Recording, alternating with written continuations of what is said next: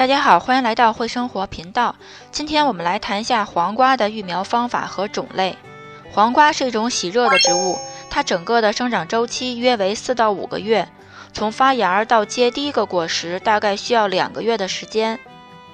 它最适宜的生长温度是在25到30度之间，当气温低于10度的时候，它几乎是不长的。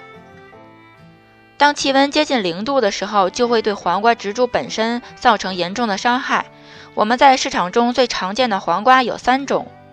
一种是中式长形带刺的黄瓜，一种是英式绿皮黄瓜，还有一种是小型做腌菜的黄瓜。这3种我们以前都在后院中种过，都是收获满满。除此之外，我们还种过一种味道非常可口的黄瓜，它就是柠檬黄瓜。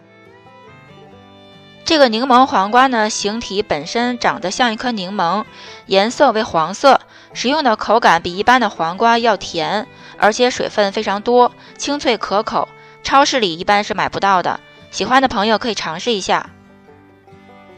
好了，言归正传，我们来看一下黄瓜是如何育苗的。我们随意拿出了一个去年剩下的黄瓜种子包，取出几粒种子，还是老方法，放在一张厨房纸上，淋上适量的水，然后把它放在一个密封的塑料袋中，放在温度约为25度的地方，大约3到4天它就发芽了。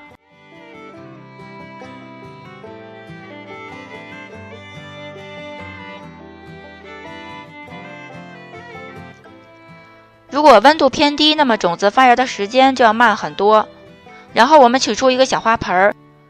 放上一些室内种植土，然后放入2粒种子，盖上土，淋上适量的水，放在室温为20度的地方。大约过了1周，黄瓜的子叶就生长出来了，然后陆续2颗种子都发芽了。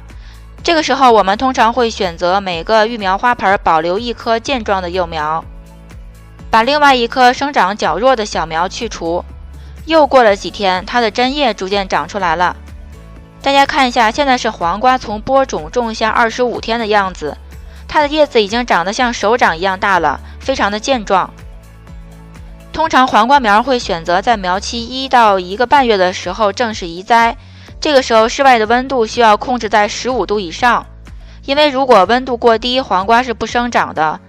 所以各位菜友需要计算好时间，在室外温度稳定在最低15度之前的1个月开始育苗就可以了。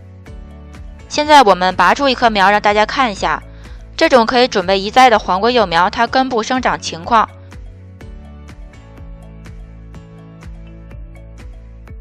还是非常健壮的。好了，今天的视频就先分享到这里。